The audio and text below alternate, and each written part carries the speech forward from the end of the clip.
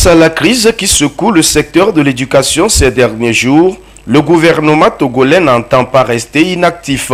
Pour échanger sur la situation et partager avec les acteurs directs de l'éducation les informations sur les mesures et les dispositions que prend le gouvernement, Association des parents d'élèves, Coalition nationale togolaise pour l'éducation pour tous, responsables de l'enseignement confessionnel ont été conviés ce mardi 5 avril à une rencontre qui s'est tenue loin de nos caméras.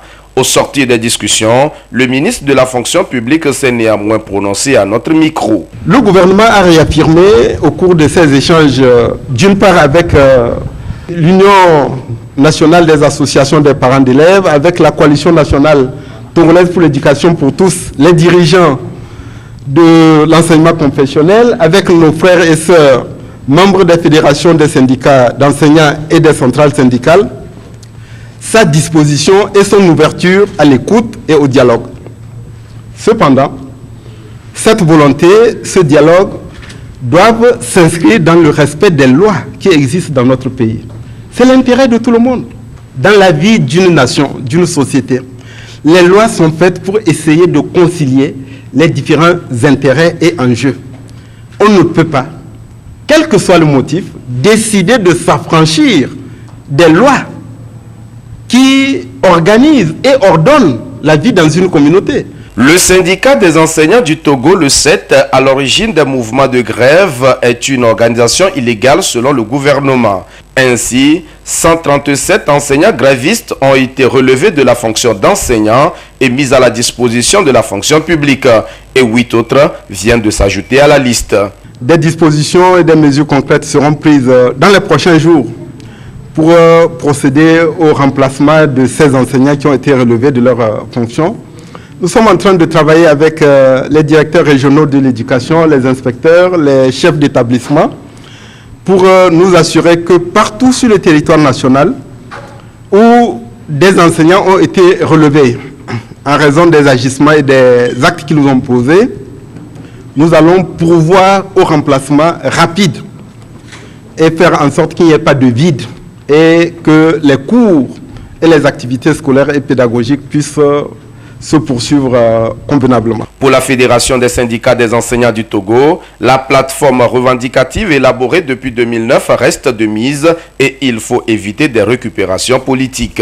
À partir de 2011, lorsque nous avons commencé par défendre cette plateforme, il y a eu des récupérateurs patentés qui, pour se rendre populaires, populistes, ont récupéré cette plateforme et créé de la zizanie au sein de corporations syndicales. C'est ce qui nous amène à cette situation aujourd'hui. Sinon, on avait commencé par négocier sur la base de cette plateforme. Vous savez, dire aujourd'hui qu'on a besoin de 50 000 francs pour le logement, ce n'est pas nouveau, c'est depuis 2009. C'était possible de l'avoir parce que nous avions évoqué les raisons pour lesquelles nous demandions cela. Dire aujourd'hui que nous avons 200 000 francs des primes de bibliothèque, nous avons besoin de 5 000 à 30 000 francs pour les primes d'éloignement. Je vous disais que c'était des choses qui étaient possibles déjà en 2009.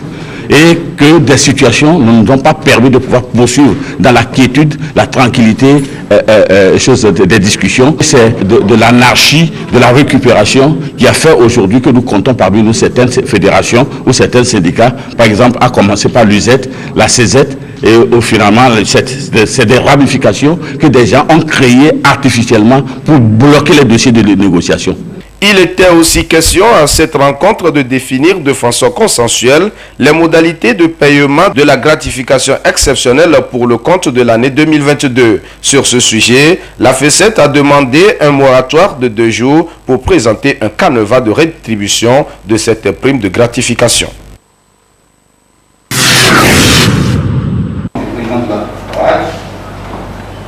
Couverture médiatique des activités de la délégation de l'Union européenne au Togo. C'est autour de ce thème que se déroule cet atelier de formation des journalistes à Lomé. Une formation qui vise le renforcement des capacités des professionnels de médias et à les outiller sur les diverses activités de la délégation de l'Union européenne. Des activités qui contribuent depuis des années au développement du pays et celui des médias au Togo.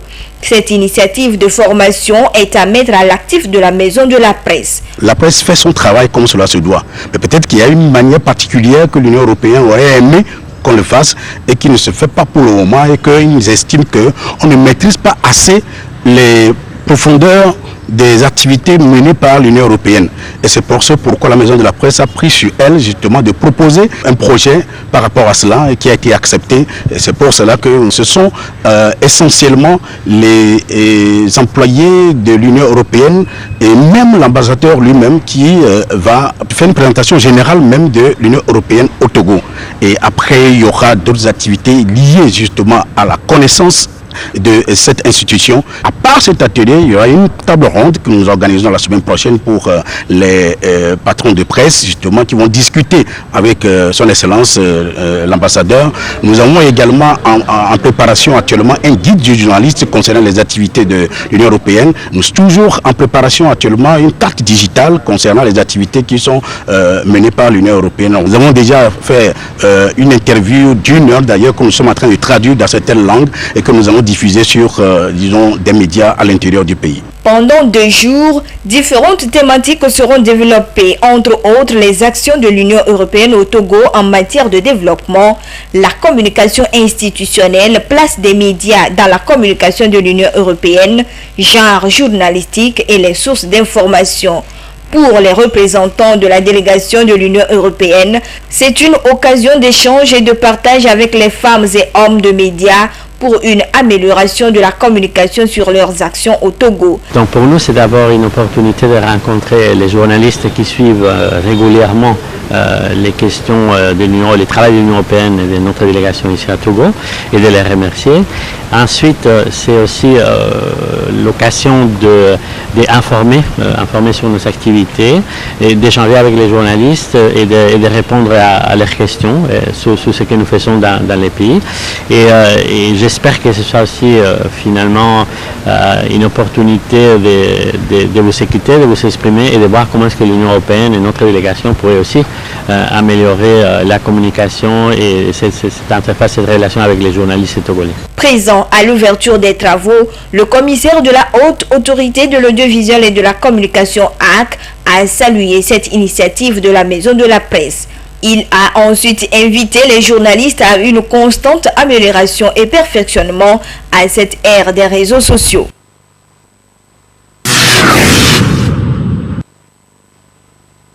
Du 1er janvier au 5 avril 2022, 699 femmes en consultation prénatale au CMS Kakaveli ont bénéficié du programme Wezu. Ce programme d'accompagnement de la femme enceinte et du nouveau-né est en marche dans ce centre depuis son lancement officiel le 26 août 2021. Certaines bénéficiaires saluent le gouvernement pour cette initiative louable. Yeola no atike chola no hutike fata kama grona mi ano biko la homoni funu abe wa va fia ha kondi mi da pe na gouvernement ke le po mi e funu be nyagboa poyo do wezu le resema budgeto wezu bosana riyo donc resame so samrata e jaranyo do en ko kare en roko e la bala en sulsibi a roko on a le wezu beaucoup on nous a donné les produits.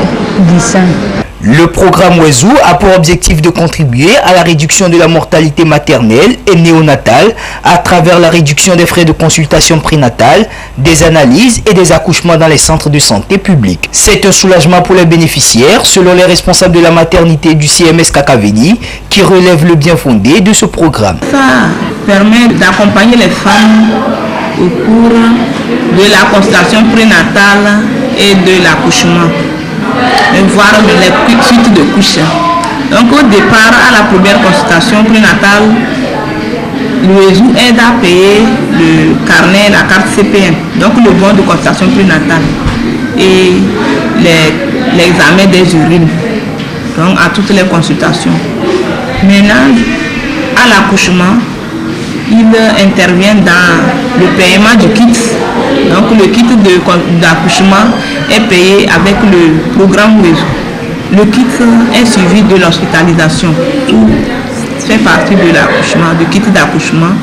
Donc dans la consultation prénatale, il y a aussi le Fumafère Fordine, le comprimé l'anti-anémique, qu'il donne aussi pour accompagner les femmes au cours de la consultation prénatale. Par rapport à celles qui accouchent par césarienne, lorsqu'elles sont suivies dans un centre étatique avant de les référer, nous leur faisons la prise en charge de la référence. Et il y a un code que nous recevons à travers le programme WESU que nous écrivons sur le carnet. Pour s'inscrire au programme WESU, la démarche est tout à fait simple. Et tout commence à la première consultation prénatale. Celles qui ont des parents qui ont déjà bénéficié du programme WESU ou bien qui en ont entendu parler viennent à la première CPN avec leur carte d'identité ou leur carte d'électeur. Et on leur fait faire le code WESU qu'on écrit sur un papier. C'est avec ce papier qu'elles se dirigent à la caisse pour payer maintenant le premier bon de consultation prénatale. Et ça leur permet de bénéficier maintenant dès le premier passage du programme. Et c'est comme ça qu'elles vont continuer. Il faudrait qu'elles aient au moins la carte d'identité ou bien la carte d'électeur. Et si ce n'est pas le cas, que leurs partenaires puissent en avoir pour qu'on puisse leur faire directement le cours. Avec le programme WESU, les centres de santé publics ont connu une forte fréquentation. Une des difficultés qu'éprouvent les sages-femmes et les accoucheuses pour prendre en charge les femmes enceintes. Par rapport au nombre pléthorique là, de tous les jours, il faudrait qu'il y ait suffisamment de personnel pour qu'on puisse pouvoir faire à toutes les femmes ce code-là. Nous n'avons même pas de temps de répit. Ça, c'est plein à craquer tous les matins. Parfois, nous faisons le CPN même jusqu'à 16h, 17h, voire 17h, 18h même. Les autorités du pays vont poursuivre leurs efforts pour permettre de trouver les solutions à ces problèmes.